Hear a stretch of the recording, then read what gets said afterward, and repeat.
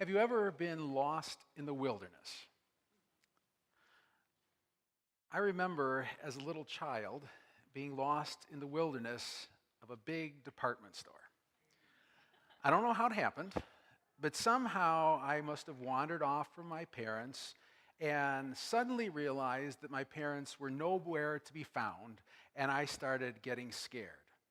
And the more I panicked, the bigger the racks of clothes seemed to be, and the taller they were, and they all began to close in. And I started to imagine that I would never see my parents again, and that I would be stuck in this department store for the rest of my life. And I remember right about the time I was at the point of tears, this kind salesperson seemed to appear out of nowhere, and she came up to me and she said, "Are you lost?" And with that, she took me up to the counter and got on the PA system and said, "We have a little lost boy." And a minute or two later, my parents appeared out of nowhere, and I was saved. Well, there are two views of the wilderness. The typical view is that it is this beautiful, wonderful, calming place. I've had hunters tell me that they don't really care if they get a deer, they just love being out in the woods and out in the wilderness. I absolutely love taking our dog, our Labrador Annie, out for walks in the woods.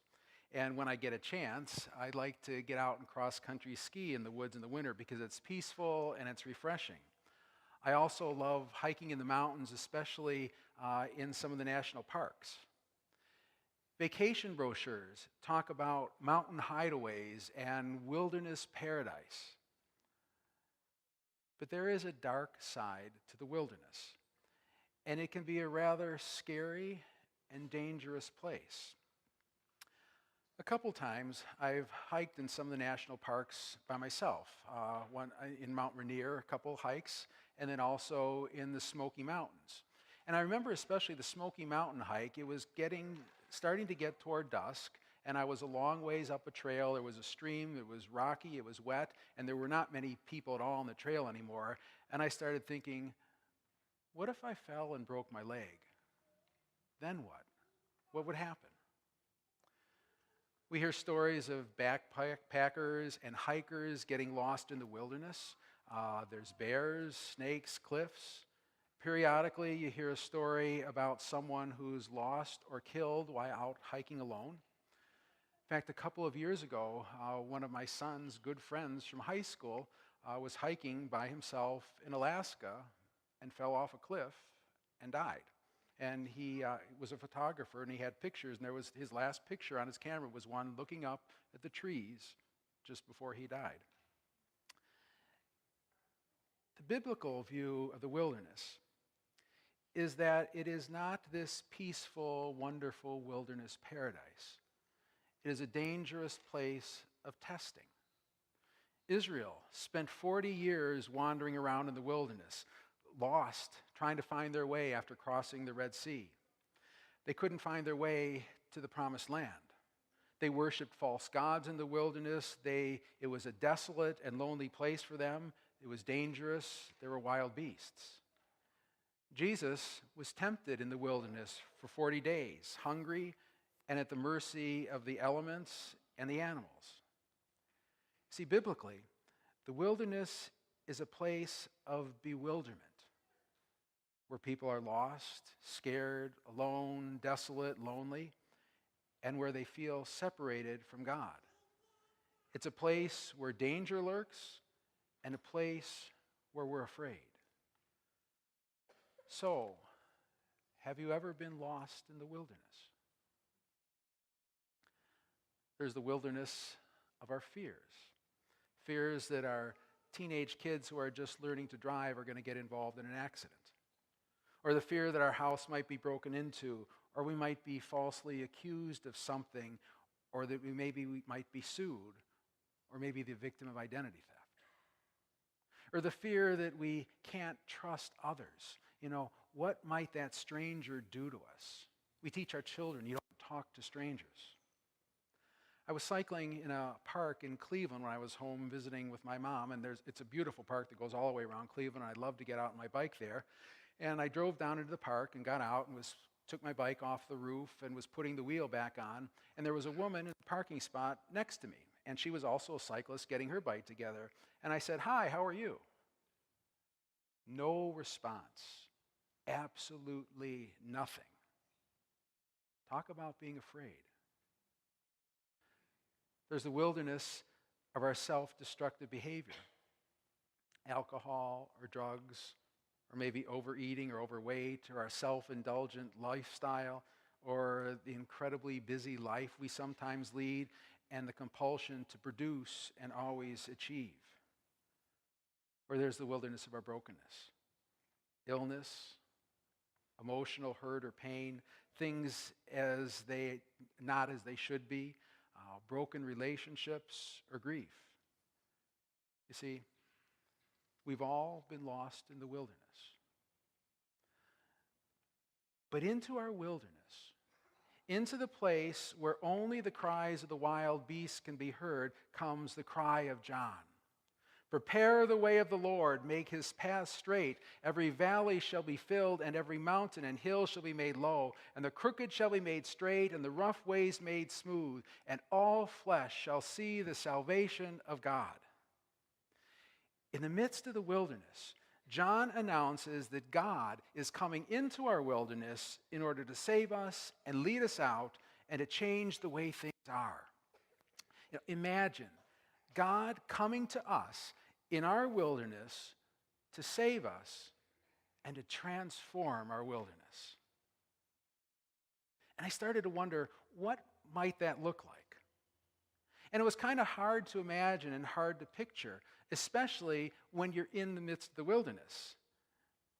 Not exactly sure. You can't picture a world where people aren't lost in the wilderness, or where they aren't afraid or broken or trapped in self-destructive behavior. But the prophet Isaiah does give us a picture that is really beyond what's imaginable. And I want to read the prophet's vision of what that might look like. He says, "A shoot shall come out from the stump of Jesse, and a branch shall grow out of his roots. The Spirit of the Lord shall rest on him, the Spirit of wisdom and understanding, the Spirit of counsel and might, the Spirit of knowledge and the fear of the Lord. He shall delight in the fear of the Lord. He shall not judge by what his eye sees, or decide by what his ears hear. But with righteousness he shall judge the poor and decide with equity for the meek of the earth. He shall strike the earth with the rod of his mouth, and with the breath of his lips he shall kill the wicked. Righteousness shall be the belt around his waist, and faithfulness the belt around his loins. The wolf shall live with the lamb. The leopard shall lie down with the kid. The calf and the lion and the fatling together, and a little child shall lead them. The cow and the bear shall graze. Their young shall lie down together, and the lion shall eat straw like the ox. The nursing child shall play over the hole of the asp, and the weaned child shall put his hand on the adder's den. They will not hurt or destroy on all my holy mountain, for the earth will be full of the knowledge of the Lord as the waters cover the sea. On that day, the root of Jesse shall stand as a signal to the peoples. The nations shall inquire of him, and his dwelling shall be glorious." That's what it might look like. With righteousness he shall judge for the poor and decide with equity for the meek of the earth.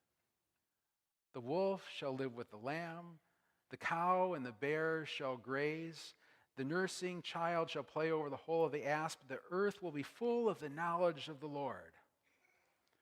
Or to put it in present-day terms, no more hunger and poverty. No more refugees fleeing war or gangs or persecution. No more political infighting but everyone works for the good of all. No more people abusing others. No more terrorism. No more hatred or racism or nationalism, but Christians and Muslims and Jews and black and white and Asian and Latino all live together in harmony. No more mass shootings. No more whatever our wilderness is. All people everywhere will be saved in whatever way it is that they need to be saved. as I think about that, the cynical side of me wants to kind of laugh and say, well, it's only poetry. It's not realistic. It won't happen. But is it any more improbable than a God who enters the world as a tiny baby and dies on a cross for sinners and the ungodly? Is it any more improbable than a God who works the miracle of forgiveness in life through the water of the font and through ordinary bread and wine?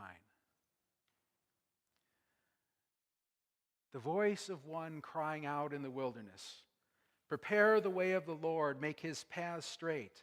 Every valley shall be filled, and every mountain and hill shall be made low. And the crooked shall be made straight, and the rough ways made smooth. And all flesh shall see the salvation of God." Prepare the way of the Lord, because God is coming into our wilderness to save us and to lead us out. Amen.